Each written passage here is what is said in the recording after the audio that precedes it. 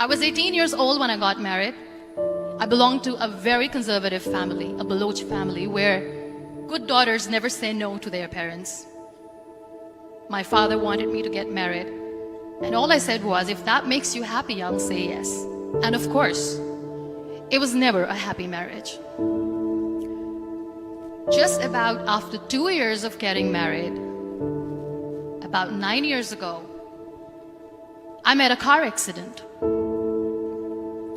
Somehow my husband fell asleep and the car fell in the ditch.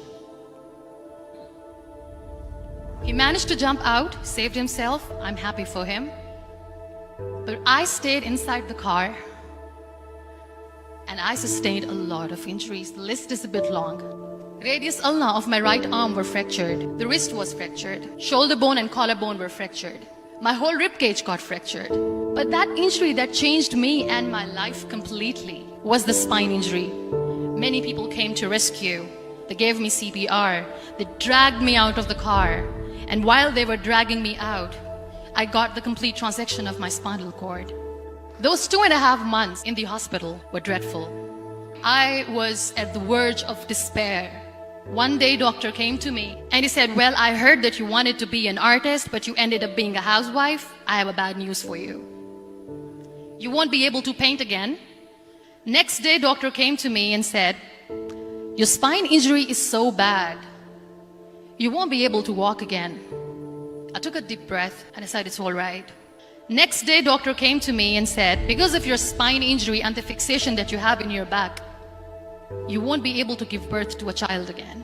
That day, I was devastated. I started to question my existence. Why am I even alive? So what kept me going was, one day I asked my brothers, I know I have a deformed hand, but I'm tired of looking at these white walls in the hospital and wearing these white scrubs. Bring me some colors, bring me some small canvas. I want to paint. So the very first painting I made was on my deathbed, where I painted for the very first time. What an amazing therapy it was. Without uttering a single word, I could paint my heart out. I could share my story. People used to come and say, what lovely painting. So much color. Nobody could see the grief in it. Only I could. And that day I decided that I'm going to live life for myself. I am not going to be that perfect person for someone. I am just going to take this moment and I will make it perfect for myself. That I'm going to fight my fears. So I wrote down one by one all those fears. And I decided that I'm going to overcome these fears one at a time. You know what was my biggest fear?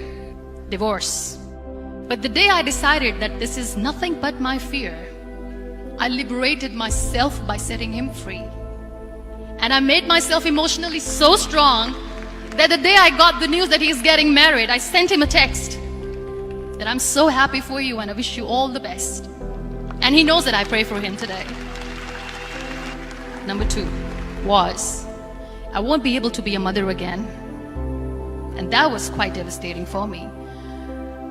But then I realized there are so many children in the world, all they want is acceptance. So there is no point of crying, just go and adopt one. And that's what I did.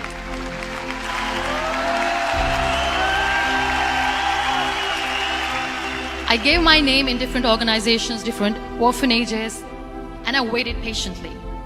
2 years later, I got this call from a very small city in Pakistan. I got a call and they said, are you Muniba Mazari? There is a baby boy and would you like to adopt? I could literally feel the labor pain. I said, yes, yes, I am going to adopt him. I am coming to take him home. And that day, I was 2 days old, and today he's 6. You know, when you end up being on the wheelchair, what's the most painful thing? People think that they will not be accepted by the people because we, in the world of perfect people, are imperfects. So I decided to appear more in public. I started to paint. I have done a lot of modeling campaigns. I decided that I'm going to join the national TV of Pakistan as an anchor person. I became the National Goodwill Ambassador for UN Women Pakistan, and now I speak for the rights of women, children. I was featured in BBC 100 Women for 2015. I'm one of the Forbes 30 under 30 for 2016. So when you accept yourself the way you are, the world recognizes you. It all starts from within. We have this amazing fantasy about life. This is how things should work. This is my plan. It should go as per my plan. If that doesn't happen, we give up. I never wanted to be on the wheelchair. Never thought of being on the wheelchair. This life is a test and a trial, and tests are never supposed to be easy. So when you're expecting ease from life, and life gives you lemons, then you make the lemonade, and then do not blame life for that. It is okay to be scared. It is okay to cry. Everything is okay, but giving up should not be an option. They always say that failure is not an option. Failure should be an option, because when you fail, you get up, and then you fail, and then you get up, and that keeps you going. Embrace each and every breath that you are taking. Celebrate your life. Live it. Don't die before your death. Real happiness lies in gratitude. So be grateful, be alive, and live every moment.